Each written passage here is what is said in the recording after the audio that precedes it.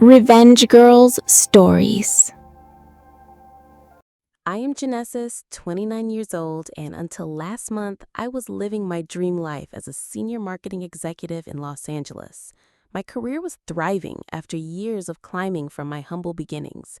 I was in Tokyo, literally finalizing the biggest campaign launch of my career when my phone buzzed. A message from Mom with a photo of my precious midnight black Tesla Model S, followed by the words that made my world collapse. Alexa needed the money more than you needed this car. Let me know where you are watching from. Hit that like button and subscribe to follow along as I reveal what happens when family destroys your trust for the spoiled child. That Tesla Model S wasn't just a car to me. It represented everything I had sacrificed for since leaving our small apartment in Phoenix. The midnight black exterior wasn't a standard color option. I had paid extra for that custom ceramic coating because I wanted something as unique as my journey. The white leather interior smelled like achievement, and the silent acceleration was the soundtrack to my hard-earned success. I had saved for 6 years to buy that car. 6 years of 70-hour work weeks, missed social events, and living in a studio apartment while my colleagues enjoyed expensive lifestyles. I still remember the day I walked into the Tesla showroom with my checkbook, not needing any financing because I had done it the responsible way. The salesperson had actually looked surprised when I, a young Latina woman, purchased a $120,000 vehicle outright. The car was my first real celebration of success. Growing up in a household where money was always a struggle, I had learned to prioritize needs over wants. My parents, Jose and Ana, were both factory workers who emphasized hard work but couldn't afford luxuries. I had worked 2 jobs while maintaining a 4.0 GPA to earn my scholarship to UCLA. While my friends went to parties, I worked night shifts at a diner and weekends doing social media for local businesses. My love affair with that Tesla went beyond material desire. I had joined an electric vehicle enthusiast group, making some of my closest friends there. Bradini, my best friend, and I would take weekend trips up the Pacific Coast Highway, enjoying the silent power as we discussed life, work, and our dreams. Those drives were my therapy, my escape from the high-pressure world of advertising. My family, however, never quite understood what the car meant to me. My parents had always shown favoritism to my younger sister, Alexa. 3 years younger than me at 26, Alexa had bounced from one failed venture to another. A fitness blog that never gained followers, an online jewelry store that closed within months, a brief attempt at becoming a lifestyle influencer that ended when brands realized her engagement was fake. Each time Alexa failed, my parents cushioned her fall. They paid her debts, let her move back home, and funded her next passion project without hesitation. When I expressed concern about this pattern, I was labeled as jealous and unsupportive. The irony wasn't lost on me. I had never asked them for $1 since leaving for college, yet I was somehow the selfish one.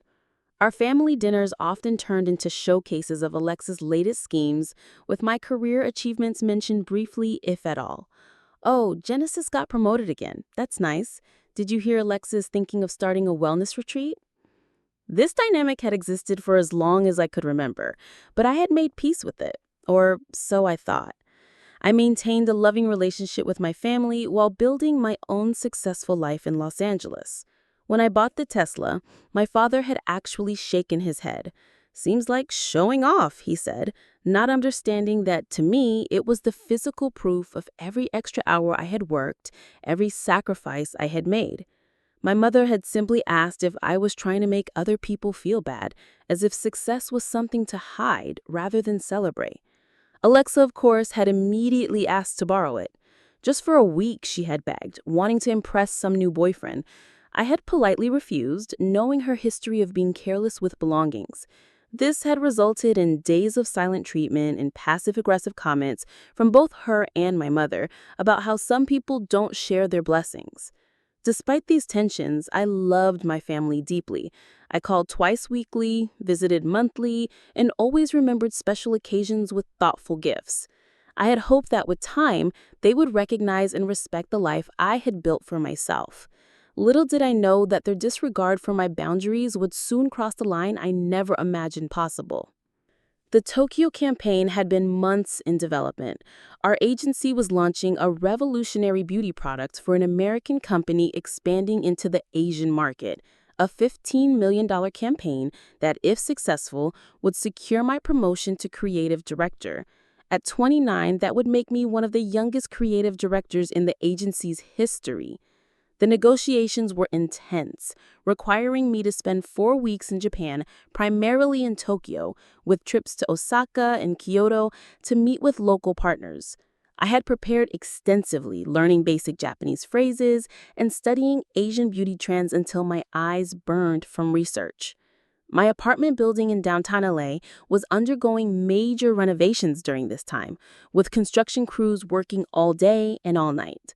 Not feeling safe leaving my precious Tesla in the underground garage with all the chaos, I had decided to store it at my parents' house in Phoenix.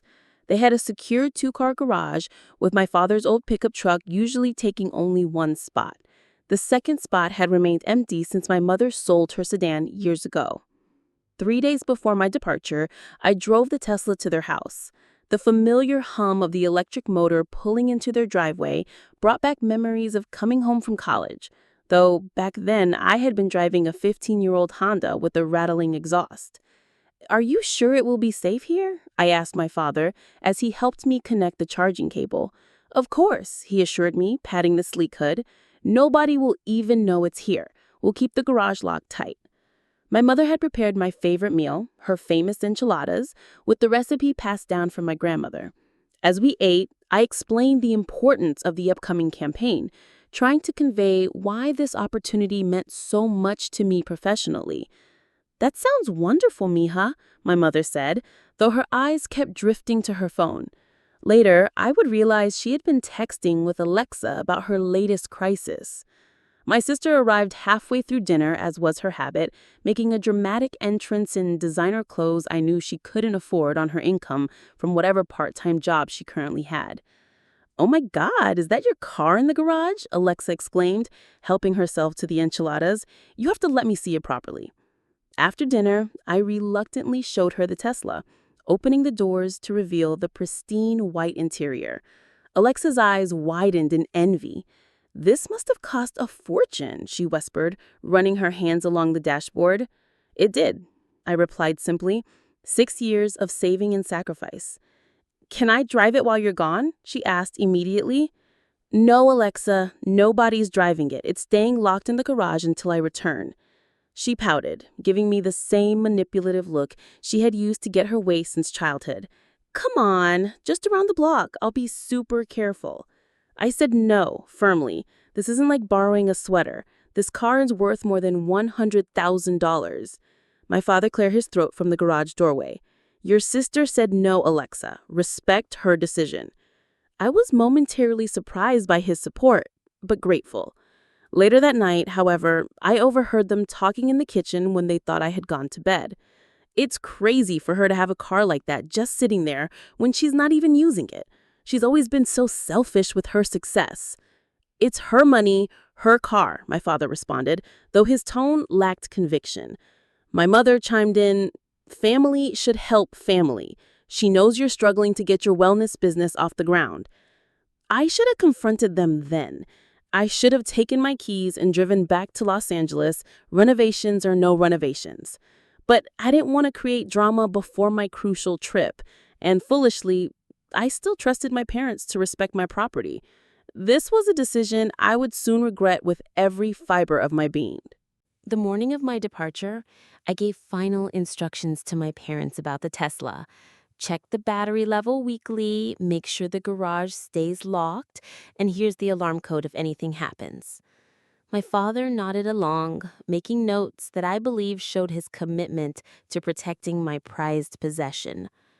As my Uber arrived to take me to LAX airport, I hugged my parents tightly and promised to bring them souvenirs from Japan. Alexa was notably absent, having stayed out late the night before with friends.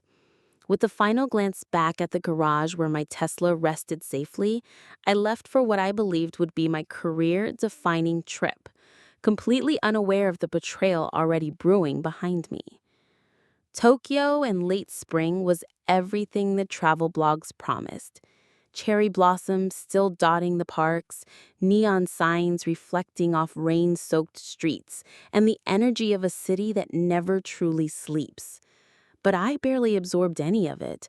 My days were consumed with meetings in sleek conference rooms, working dinners where I picked at sushi while discussing market demographics, and nights spent in my hotel room perfecting campaign presentations. The American beauty company, Radiance Cosmetics, was represented by their CEO, Marcus Chen, an ambitious 45-year-old with a reputation for demanding perfection. The Japanese market was notoriously difficult for foreign brands to crack, and they were counting on our agency to create something that would resonate with local consumers while maintaining their brand identity. They're expecting something revolutionary, Marcus told me on day 4, his expression tense after a disappointing focus group session. We can't afford to launch another generic campaign that gets lost in the noise. Let me talk to the creative team here, I offered. I think we're overthinking the cultural differences instead of finding the universal appeal. This was an understatement. The Tokyo team, led by creative director Yuki Tanaka, had developed a deep respect for my approach after I had demonstrated genuine understanding of both American marketing psychology and Japanese aesthetic preferences.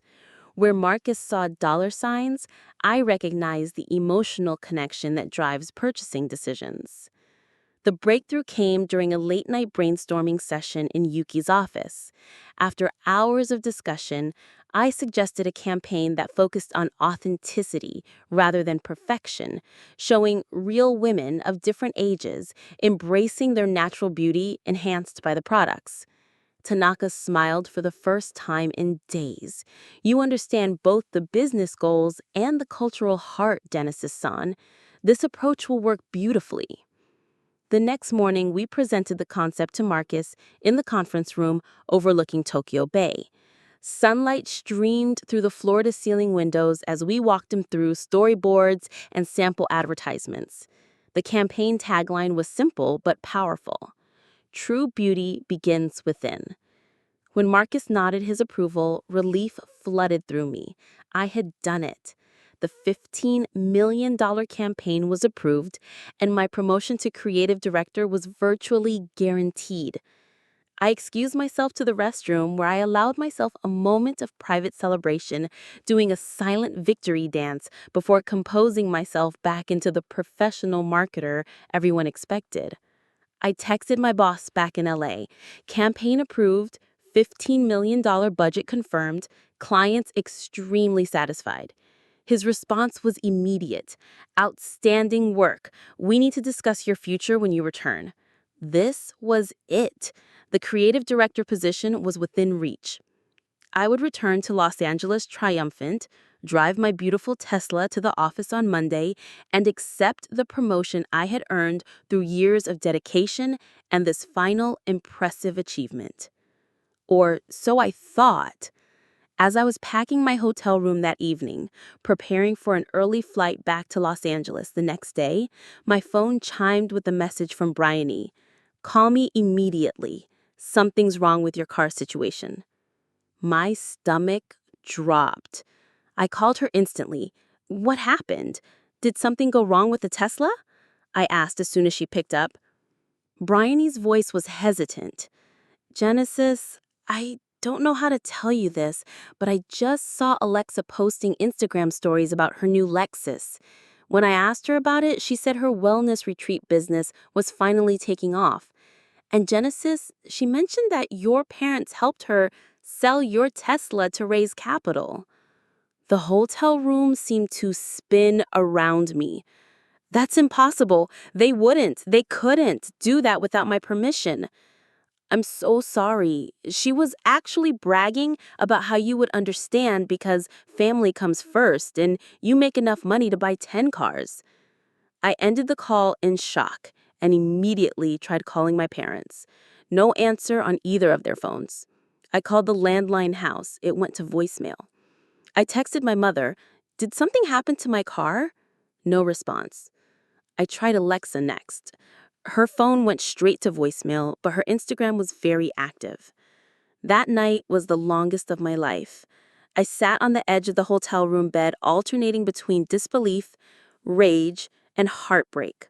The car that had represented my independence and success had been taken from me by the very people who should have protected what was mine. And for what?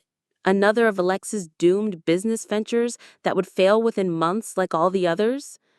I changed my flight, paying a substantial fee to leave the next morning, rather than spending 2 more days in Tokyo as planned.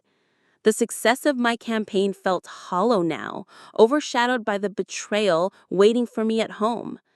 As the plane crossed the Pacific, I couldn't even appreciate the triumph of the deal I had just closed.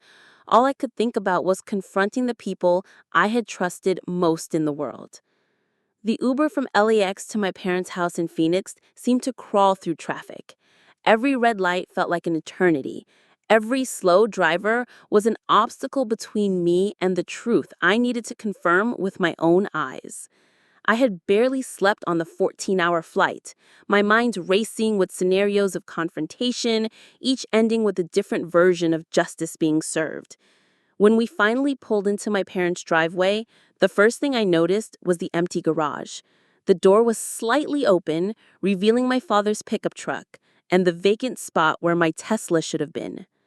Despite Bryony's warning, some part of me had hoped this was all a misunderstanding, that my car would be there, safe and waiting. That hope died as I wheeled my suitcase up the familiar driveway. My mother opened the front door before I could knock, her expression a mixture of surprise and something else. Guilt, maybe? Or defiance. It was hard to tell. "Genesis, you're back early. We weren't expecting you until Thursday." She moved to hug me, but I stepped back, my voice eerily calm despite the storm raging inside me.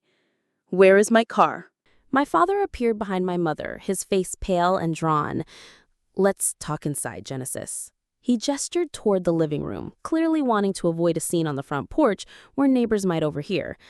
I followed them into the familiar space, noticing how everything looked exactly the same.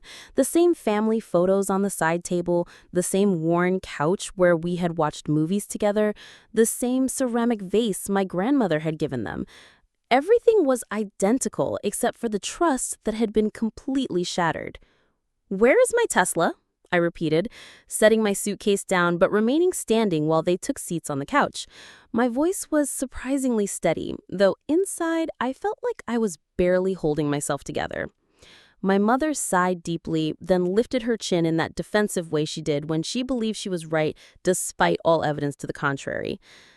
Alexa needed startup capital for her wellness retreat business. The bank wouldn't approve her loan application because of her credit history from the previous ventures.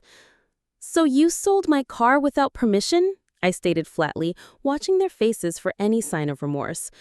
"Your sister needed it more than you did," my mother continued, as if this somehow justified what amounted to theft. "You have a successful career and a good salary. You can afford to buy another car. This was Alexa's chance to finally make something meaningful of herself." My father, at least, had the decency to look uncomfortable as he shifted in his seat. "We were planning to tell you when you got back from Japan.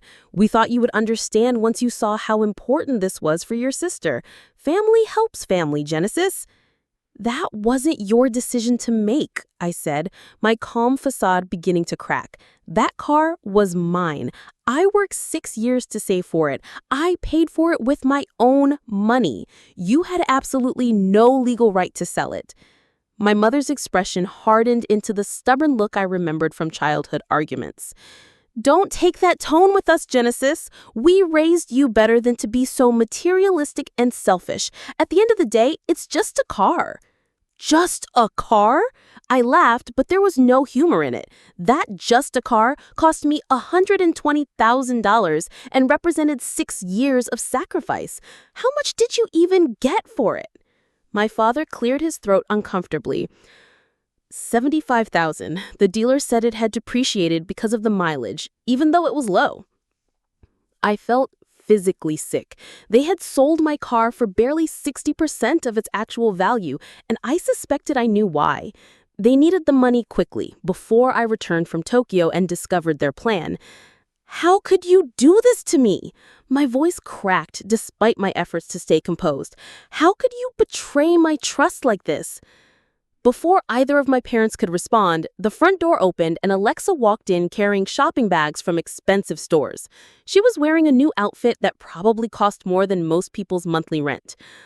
"Oh, you're back early from Japan," she said, seeming genuinely surprised to see me. "Did Mom and Dad tell you about my amazing news? The wellness retreat is finally happening. You should be proud of me for taking such a big step." She spoke as if nothing was wrong, as if she hadn't just participated in stealing from her own sister. Her complete lack of awareness about what she had done made my anger crystallize into something cold and focused. "How's the new Lexus driving?" I asked quietly, my voice dangerously calm. She actually smiled, apparently missing the threat in my tone entirely. "It's perfect for the business image I need to project. Not as flashy as your Tesla, but more practical for driving clients to retreat locations." "So you got a new car and a new business with the money from stealing my car," I clarified, wanting to make sure I understood the complete scope of their betrayal. My mother jumped in defensively. "The car money was just part of the startup costs. The retreat center needs renovation, equipment, marketing materials, insurance. All those business expenses add up quickly." I held up my hand to silence her, then looked directly at Alexa, who was now examining her freshly manicured nails as if this conversation was boring her. Then I spoke the 6 words that would change our family dynamic forever. "You will pay back every single dollar." My mother's face went white. My father looked away toward the window. Alexa's head snapped up, her expression moving from boredom to shock to indignation. "You can't be serious," Alexa scoffed. "It's already done. The money's been invested. My retreat launches next month." "I don't care if it launches tomorrow," I replied, my voice steady again, but filled with cold determination. "You stole from me, all 3 of you, and I will get every penny back one way or another." "Don't be so dramatic," my mother said dismissively. "Nobody stole anything. We're family. We share resources to help each other succeed." "Sharing implies that everyone agrees to it," I countered. "I never consented to this. You took advantage of my trust while I was working in another country, and you sold my property without permission. That's theft, no matter how you try to justify it." Alexa rolled her eyes in that entitled way she had perfected since childhood. "What are you going to do? Sue your own family? Take us to court over money?" I picked up my suitcase and headed toward the door. At the threshold, I turned back to look at these 3 people who shared my blood but had completely betrayed my trust. These people who were supposed to love and support me, but instead had chosen to enable destructive behavior at my expense. "If that's what it takes to get justice, then yes," I replied calmly. "I close $15 million deals for a living. Trust me when I say I'm fully prepared to recover what belongs to me." I walked out, closing the door firmly behind me as I called for another Uber. Standing on the porch where I had played as a child, I felt a strange mixture of grief and determination. The family I had known and loved was gone, replaced by people I couldn't trust or respect. But in that painful clarity, I found something I had never possessed before, the absolute certainty that I would never again allow anyone to take advantage of my kindness or success. The ride back to the airport gave me time to think and plan.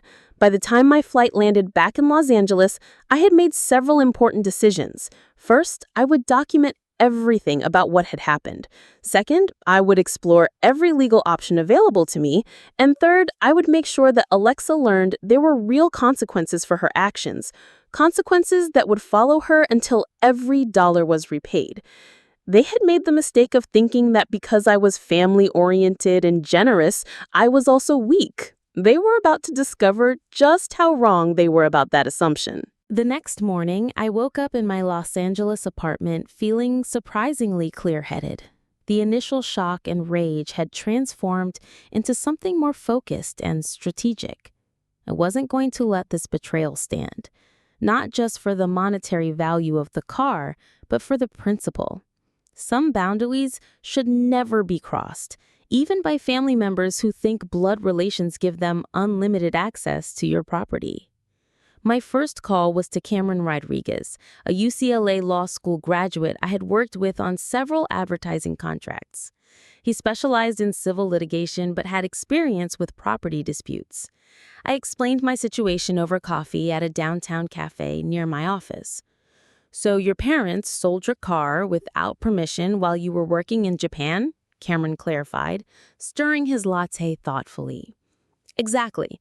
I left it in their garage for safekeeping, not for them to liquidate." "And the title was completely in your name?" "Yes, entirely. I purchased it outright with my own savings. They had no legal claim to it whatsoever." Cameron nodded, his expression growing serious. "This is textbook conversion, the unlawful taking of someone else's property. Did you give them any written authorization to sell the vehicle? Power of attorney, anything like that?" "Absolutely nothing. I just asked them to keep it secure while I was overseas for work." He made notes on his tablet. "We have several legal options here. We could file a civil lawsuit for the full market value of the vehicle, not what they sold it for, but what it was actually worth. We might even be able to pursue criminal charges, though I assume you'd prefer not to see your parents arrested." I winced at the thought. Despite everything, I didn't want them in jail. The goal is recovering my money, not destroying their lives. It's my sister I hold primarily responsible. She manipulated the situation for her own benefit. Then we focus on financial recovery. I'll draft a demand letter immediately. Sometimes just receiving communication from an attorney is enough to make people understand the seriousness of their actions. While Cameron worked on the legal strategy, I began my own investigation. I drove to Phoenix that weekend, not to see my family, but to gather information. I parked across from their house and waited until I saw them leave for their Saturday morning grocery shopping routine. Using my sped key one last time before I would surrender it forever, I entered the house and went straight to my father's home office. He had always been meticulously organized, keeping all important documents in labeled folders. It didn't take long to find the paperwork from the car sale. The transaction had been completed just 5 days after I left for Tokyo. They hadn't even waited a full week. The buyer was Desert Luxury Motors, a high-end used car dealership about 40 minutes away. The sale price was exactly what my father had admitted, $75,000. What I hadn't expected was discovering that someone had forged my signature on the title transfer. The handwriting was obviously not mine, clearly my mother's attempt at copying my signature style. This elevated the situation from family betrayal to actual fraud. I photographed all the documents with my phone, then located their recent bank statements. Sure enough, there was a deposit for $75,000, followed immediately by a series of transfers. $40,000 had gone to something called Serenity Wellness LLC, which was obviously a Lexus new company. $20,000 had been transferred to her personal account, likely for the Lexus down payment. The remaining $15,000 had gone toward what appeared to be retreat center renovations. Before leaving, I checked their calendar and found that they were planning to attend Alexa's Wellness Retreat launch event the following Saturday. I would be there too, though not as the supportive sister they might expect. Next, I drove to the address listed for Serenity Wellness LLC, a converted warehouse space in a trendy part of Scottsdale. From the parking lot, I could see Alexa directing workers who were installing expensive meditation equipment and decorative elements. A large banner reading Serenity Wellness Retreat Grand Opening hung across the entrance. I took photos of the facility, then called Bryony. "I need you to do something for me," I said. "I want you to sign up for my sister's wellness retreat as a potential client. I want to know what she's charging, what services she claims to offer, anything you can find out. Bryony, being the loyal friend she was, agreed immediately. Should I wear a disguise? She joked. Just be yourself, but don't mention you know me. I laughed, realizing it was the first genuine laugh I'd had since this nightmare began. With my reconnaissance underway, I met with Cameron again to review the demand letter he had prepared. It was perfectly crafted, professional yet firm, outlining the legal consequences if my family refused to make full restitution. I've included the forged signature as a separate issue, Cameron explained. That makes this more than just a civil matter. It's potential criminal fraud, which should get their attention quickly. When do we send it? I asked, feeling a mixture of anticipation and sadness that it had come to this.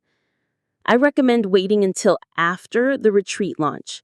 Let them invest more money and effort into this venture, then hit them with the reality of their situation. People like your sister, who are used to being bailed out, often need a dramatic wake-up call. There was one more thing I needed to investigate. I called Desert Luxury Motors and spoke with the sales manager. I'm calling about a midnight black Tesla S Model C that you purchased recently. Has it been resold yet? Let me check, he said, typing on his computer.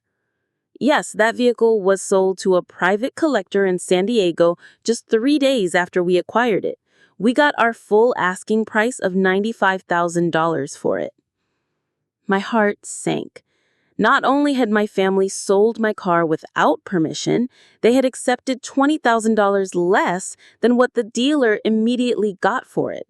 The car was gone, probably sitting in some collector's garage, forever out of my reach.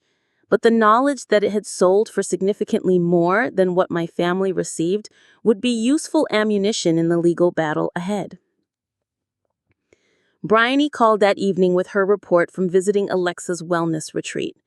This place is a complete scam, she bluntly said. She's charging $3,000 for a weekend retreat that consists of basic yoga classes, meditation sessions you could find free on YouTube, and motivational speaking that sounds like she copied it from self-help books. And here's the worst part, Bryony continued. When I asked about her qualifications, she admitted she has no formal training in wellness, therapy, or business management. She's literally just winging it and hoping people won't ask too many questions. The space is beautiful, but there's no substance behind it. This confirmed my suspicions. Alexa had taken my money and created another vanity project with no sustainable business model. The $75,000 would be gone within months, with nothing to show for it except failed dreams and debt. But that wasn't going to be my problem. I was going to make sure she learned the true cost of stealing from family. My final preparation was hiring a private investigator to document Alexa's spending patterns and lifestyle. Within a week, he provided me with a comprehensive report that was even more damning than I had expected. Since receiving the money from my car, Alexa had purchased designer clothes, expensive jewelry, high-end furniture for her apartment, and taken a spa vacation to Sedona that she called research for her wellness business. Less than half of the money had actually gone toward legitimate business expenses. The rest was funding her lifestyle while she played entrepreneur with my stolen property. Armed with this evidence and Cameron's legal preparations, I was ready for the confrontation that would determine whether my family would voluntarily make this right or face the consequences in court. Saturday morning arrived with a kind of perfect Arizona sunshine that normally would have found me driving my Tesla through the desert. Instead, I dressed in a navy suit, hair pulled into a bun, makeup minimal. I wanted authority, not emotion. The wellness retreat launch began at 10. I arrived early, watching about 30 attendees, mostly well-off women, gather around my parents, who greeted neighbors like it was a social event. Alexa appeared in flowing white, every inch the wellness guru, cutting a ribbon to applause. When most guests had entered, I crossed the street. Through the windows, I saw meditation rooms, refreshments, and Alexa holding court. Inside, my mother's smile faltered. My father looked uneasy, and Alexa greeted me with her polished act. "Genesis, you came." I cut through the pleasantries. "I need to speak with my family privately." Reluctantly, my father led us to a back office. Alexa's smile dropped. "You really know how to ruin a moment." I set down a folder. "I know about the forged signature, the fraudulent sale, and where the money went." My father went pale. My mother scoffed. I produced my attorney's demand letter for $120,000. Alexa protested, claiming it all went into her business. I handed over financial records. Most had funded her Lexus, vacations, and shopping. "Genesis, be reasonable," my mother pleaded. I offered a payment plan with interest or liquidation of assets. Alexa grew hysterical. My father admitted forging my signature, but insisted it was family helping family. I countered, "That's conspiracy." At that moment, Bryony entered, noting clients were asking about licensed therapists. Alexa stammered. Bryony pressed. Was she posing as a therapist? Misrepresentation, I reminded her, was another crime. My mother looked horrified. Alexa broke down, ranting about being compared to perfect Genesis. "You think success is luck. I worked 3 jobs and sacrificed everything while you looked for shortcuts." Silence filled the room. My father finally asked, "So what happens now?" I said, "Either Alexa liquidates her assets and repays me, or I file the lawsuit Monday. One way or another, I'm getting my money back."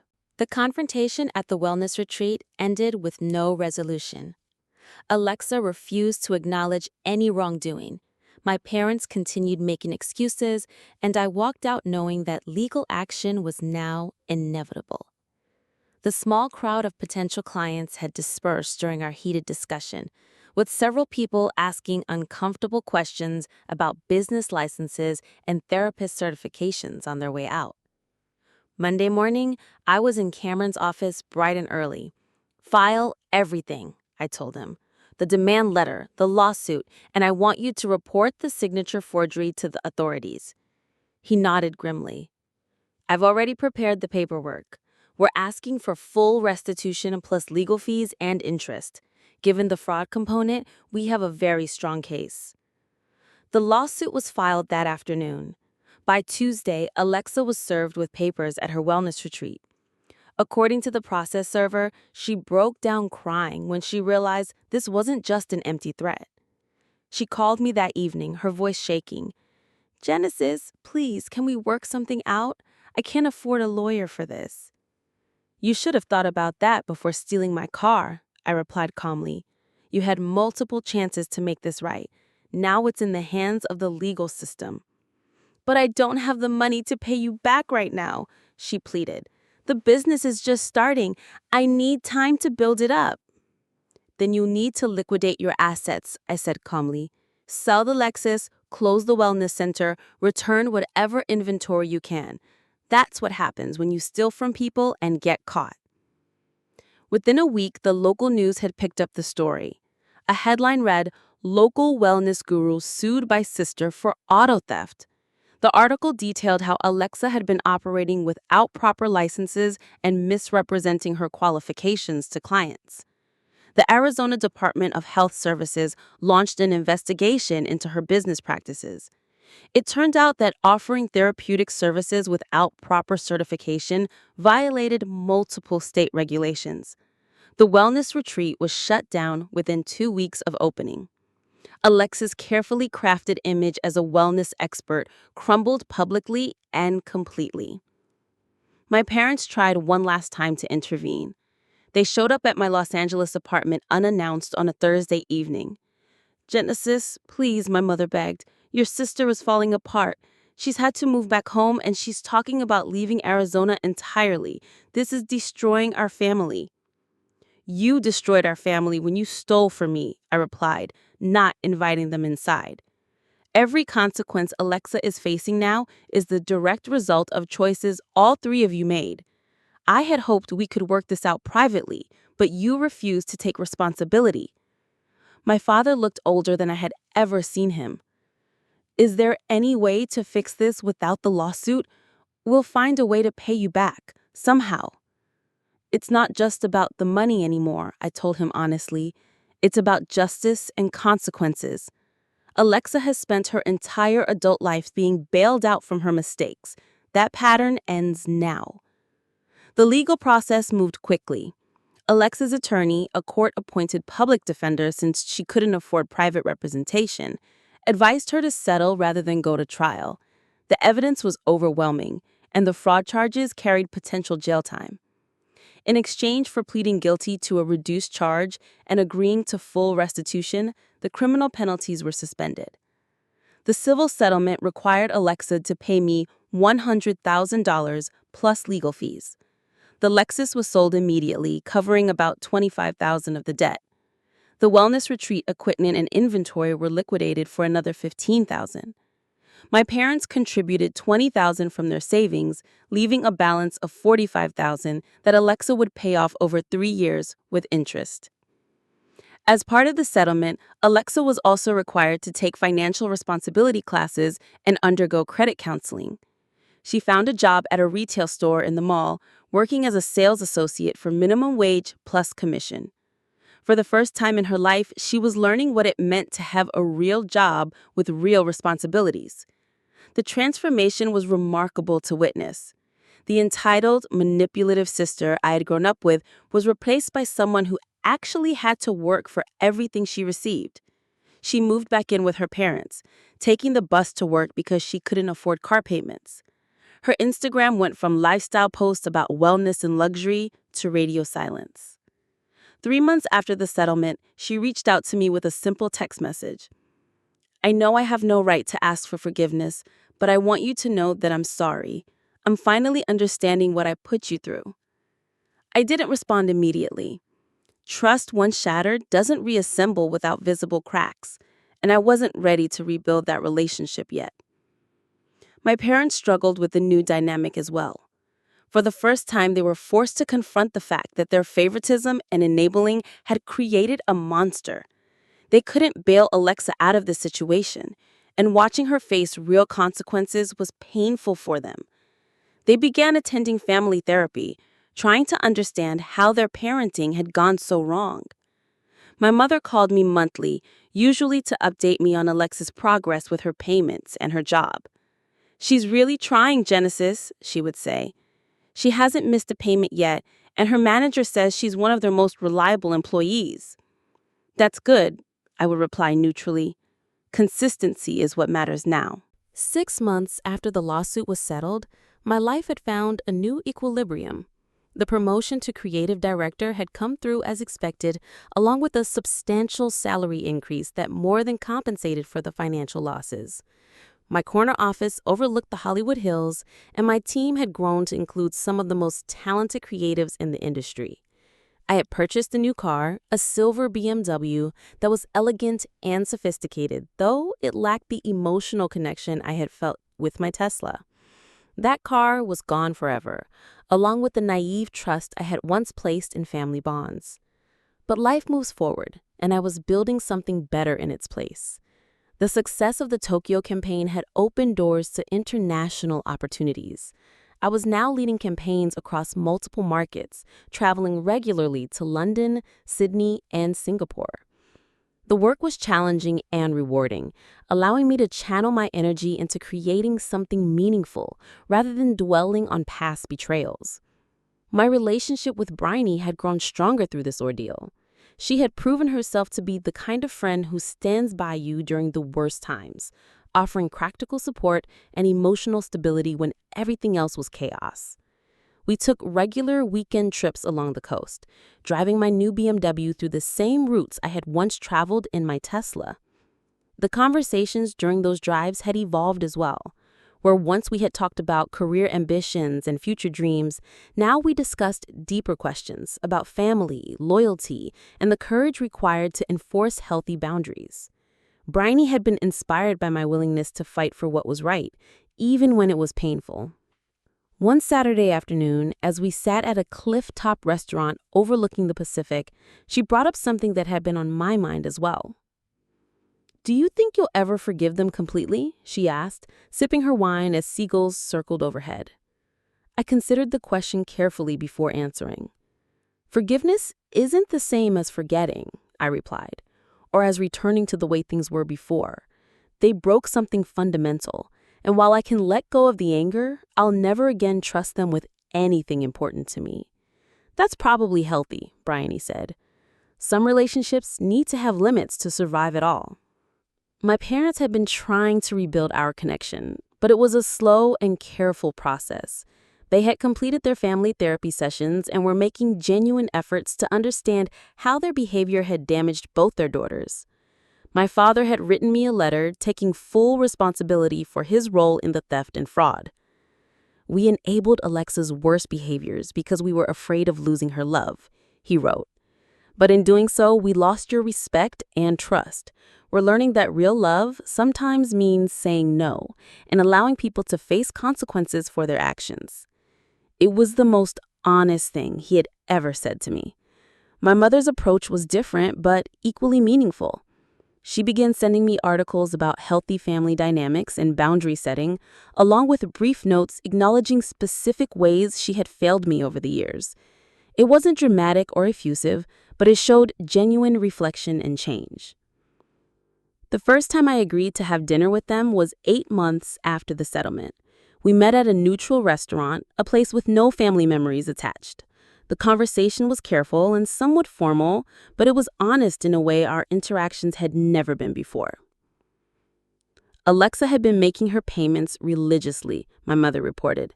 She's working extra shifts when possible to pay more than the minimum required. And she's been taking online business courses, learning properly this time instead of just jumping into ventures. "That's good," I said, meaning it. "Real education and work experience will serve her better than shortcuts ever could." My father cleared his throat nervously. "Genesis, we know we can't undo what we did, but we want you to know that we're proud of who you've become, both professionally and personally. It took courage to stand up to us the way you did." The acknowledgement meant more than I expected it to. For so many years, I had craved the recognition of my achievements and character. Hearing it now, even under these circumstances, brought a measure of healing I hadn't anticipated. 2 weeks later, Alexa reached out directly. She asked if we could meet for coffee, just the two of us. I agreed, curious to see how much she had really changed. The woman who sat across from me at the Starbucks near her workplace was almost unrecognizable from the entitled person who had stolen my car. Her clothes were simple and practical, purchased from the store where she worked with her employee discount. Her manicured nails were gone, replaced by short, clean ones suitable for retail work. Most importantly, her expression had lost that calculating quality that had always made me uncomfortable. "I want to apologize properly," she began, without preamble. "Not just for taking your car, but for years of resenting your success and trying to undermine you. I've been in therapy and I'm starting to understand how toxic my thinking was." I studied her face, looking for signs of manipulation, but found only genuine remorse and exhaustion. "The therapist helped me see that I was competing with you instead of focusing on my own growth. When I couldn't win through my own efforts, I started trying to sabotage yours. It was wrong and it was destructive to both of us." "I appreciate you saying that," I replied carefully. "It takes courage to acknowledge those patterns." "I don't expect you to forgive me right away," she said. "I know I have to earn that through consistent actions over time, but I want you to know that I'm committed to paying back every dollar and becoming someone you can eventually respect again." The conversation lasted an hour, covering years of resentment and misunderstanding. It wasn't a magical reconciliation, but it was a genuine beginning. As I drove home that evening, I reflected on how much had changed in less than a year. The family I had known was gone, but something new was emerging in its place. Relationships based on honesty rather than obligation, respect rather than entitlement, and healthy boundaries rather than toxic enabling. The loss of my dream car had taught me that sometimes the most valuable things we lose make room for something more important: self-respect, authentic relationships, and the strength to demand better from the people who claim to love us. I had enforced consequences that were painful but necessary, and in doing so, had given my family the opportunity to become better people. Alexa still had 2.5 years of payments remaining, but she had never missed one. My parents were learning to show love through respect rather than favoritism. And I had discovered that standing firm on my principles, even when it hurt, was the foundation of all healthy relationships. The silver BMW handled beautifully as I navigated the evening traffic back to my apartment. It would never have the emotional significance of my Tesla, but it represented something else entirely: the vehicle of a woman who had learned her own worth and refused to accept less than she deserved from anyone, including family. A year and a half after the settlement, my life had transformed in ways I never could have anticipated. The betrayal that had once felt like the end of the world had become the catalyst for building something stronger and more authentic. My career continued to soar, with the agency offering me a partnership track position that would make me one of the youngest partners in their history. The BMW had been traded in for a sleek Audi, and I had moved to a larger apartment in Beverly Hills with a view of the city lights. But more importantly, I had developed relationships based on mutual respect and genuine trust. Bryony had become more like a sister to me than Alexa had ever been, and our friendship had deepened through shared experiences and honest communication. My professional success had also opened doors to mentoring opportunities. I began speaking at business schools about the importance of financial boundaries and family dynamics in career development. Many young professionals struggled with similar issues, feeling pressured to support family members at the expense of their own financial security and emotional well-being.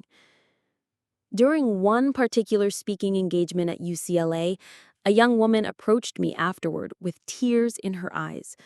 "My brother keeps asking me for money for his startup ideas," she said. "I feel guilty saying no because my parents always tell me that family comes first, but I'm barely saving anything for my own future." "Family should come first," I told her, "but that means protecting the health and integrity of family relationships, not enabling destructive behavior. Sometimes the most loving thing you can do is say no and allow people to face the consequences of their choices." It was advice I wish someone had given me years earlier. Alexa's transformation continued to surprise everyone, including herself. She had been promoted to assistant manager at the retail store and was taking evening classes in business administration at the local community college. Her payments to me had never been late, and she often paid more than the required amount when she worked overtime shifts. More importantly, she had developed a work ethic and sense of personal responsibility that she had never possessed before. The entitled young woman who had expected everything to be handed to her was gone, replaced by someone who understood the value of earning what she received. My parents had also undergone significant changes. They sold their larger house and moved to a modest condo, using the proceeds to help pay down Alexa's debt faster. It was their way of taking responsibility for their role in enabling her destructive patterns. They had learned to show love through accountability rather than unconditional financial support. The family therapy sessions had evolved into individual counseling for all of us. We were each working to understand our own contributions to the toxic dynamics that had developed over the years. For me, this meant recognizing that my own need for approval had sometimes prevented me from setting healthy boundaries earlier. During one particularly meaningful session, my therapist asked me a question that shifted my perspective entirely. "You focused a lot on what was taken from you," she said, But what have you gained through this experience? I sat with that question for a long time before answering. I gained self-respect, I finally replied. I learned that I'm strong enough to stand up for myself, even when it's painful. I discovered who my real friends are, and I developed the courage to demand healthy relationships, rather than accepting whatever was offered. The car was expensive, but those lessons were priceless. 2 years after the initial confrontation, our family had developed a new equilibrium that worked for everyone involved. We still gathered for major holidays, but the dynamics were completely different. There was less drama, but more genuine connection. Fewer demands, but more mutual respect. Alexa had completed her business degree and was working on a legitimate business plan for a small retail consulting firm. This time, she was building expertise before attempting entrepreneurship, working with established businesses to understand operations, marketing, and financial management. She had learned that success required preparation, not just passion. When she finally presented her business plan to the family, it was thorough, realistic, and based on actual market research rather than wishful thinking. She wasn't asking for funding from us. Instead, she was applying for a small business loan based on her employment history and education. It was the approach she should have taken years earlier. "I'm proud of the work you've put into this," I told her honestly after reviewing her plan. "You've clearly learned the importance of building a foundation before attempting to build a business." Her eyes filled with tears at the acknowledgement. "It means everything to hear you say that, Genesis. I know I have to prove myself through actions, not just words." My parents had also found their footing in this new family structure. They had learned to show support without enabling, to express love without creating dependency. My mother had returned to school herself, earning a certificate in family counseling so she could better understand healthy relationship dynamics. My father had taken up woodworking as a hobby, creating beautiful furniture pieces that he gave as gifts rather than cash outs. It was his way of showing love through effort and skill rather than financial bailouts. The shift from giving money to giving time and attention had strengthened their relationships with both daughters. During our Christmas dinner that year, something remarkable happened. For the first time in our adult lives, we sat around the table as equals rather than in the old pattern of parents, successful daughter, and problem child. Alexa shared updates about her job and education without asking for anything. I talked about my work without anyone making jealous comments. Our parents listened with genuine interest rather than immediately pivoting to Alexa's needs. It wasn't perfect, and it wasn't the family I had originally wanted, but it was honest and sustainable in ways our previous relationships had never been. We had all learned to bring our best selves to the table rather than our neediest or most demanding aspects. As we cleared the dishes together, my mother pulled me aside. "I want you to know how grateful I am that you stood your ground," she said quietly. "We were hurting Alexa by always rescuing her, and we were hurting you by taking your strength for granted. This way is harder, but it's better for everyone." My father echoed similar sentiments when he walked me to my car. "You saved this family by refusing to enable our dysfunction," he said. "It took courage to be the one who said enough is enough. I wish we had been wise enough to see what we were doing before it got to that point." Today, 3 years after my parents sold my Tesla, I can honestly say that the experience was one of the most painful but valuable lessons of my life. Alexa made her final payment last month, 2 months ahead of schedule. The money she returned wasn't just the $75,000 my car had sold for, but the full $100,000 we had agreed upon in the settlement. She insisted on paying the complete amount because, as she put it, that was what the car was actually worth to me, not just what they had managed to get for it. It was a gesture that demonstrated how much she had truly changed, choosing to do what was right rather than what was merely required. I used that money, along with my own savings, to purchase something I had been dreaming about for months, a custom-built electric vehicle that was everything my original Tesla had been and more. But this time, the car represented something different. Not just personal success, but the strength to defend my own worth and the wisdom to build relationships based on mutual respect. The new car sits in my private garage in Beverly Hills, protected by the best security system money can buy. But more importantly, it's protected by healthy boundaries and relationships with people who understand that love doesn't mean unlimited access to someone else's property or success. A Lexus consulting business launched 6 months ago and is showing steady growth.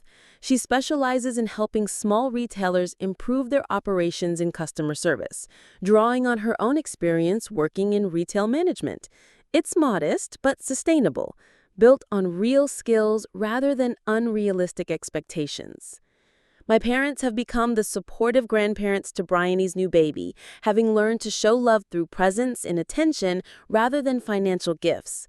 They babysit regularly and have created a college fund for their honorary grandchild, demonstrating their commitment to planning for the future rather than just reacting to immediate needs.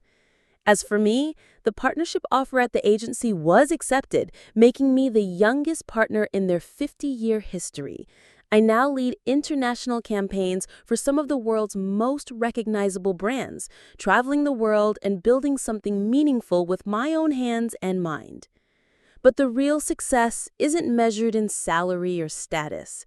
It's in the peace of mind that comes from knowing I can trust the people in my life, because I've learned to require trustworthiness rather than hoping for it. It's in the confidence that comes from having defended my own worth when it mattered most. The silver car I drive today is faster, more advanced, and more beautiful than the Tesla that was stolen from me. But more importantly, it represents a woman who learned to value herself enough to fight for what was right, even when that fight was against the people she loved most. So what would you do if someone you trusted betrayed you for money? Would you stand firm like I did, or would you let it slide to keep the peace? I'd love to hear your thoughts in the comments below. If this story resonated with you, please hit that like button and subscribe to Revenge Girls for more stories about setting boundaries and finding strength after betrayal. Share this with someone who might need to hear that it's okay to demand respect, even from family members who think blood relations give them unlimited access to your success. Remember, sometimes the most loving thing you can do is refuse to enable destructive behavior, even when it's painful for everyone involved. Thank you for following my journey from betrayal to justice to healing. The road wasn't easy, but it led to something better than what I had before. Genuine relationships built on mutual respect rather than obligation, and the unshakable knowledge that I'm strong enough to protect what matters to me. Sometimes the hardest choices lead to the most profound growth. Sometimes losing what we think we can't live without makes room for something we never knew we needed. And sometimes standing up for ourselves is the greatest gift we can give to the people who claim to love us. The silver car I drive today is faster, more advanced, and more beautiful than the Tesla that was stolen from me. But more importantly, it represents a woman who learned to value herself enough to fight for what was right, even when that fight was against the people she loved most.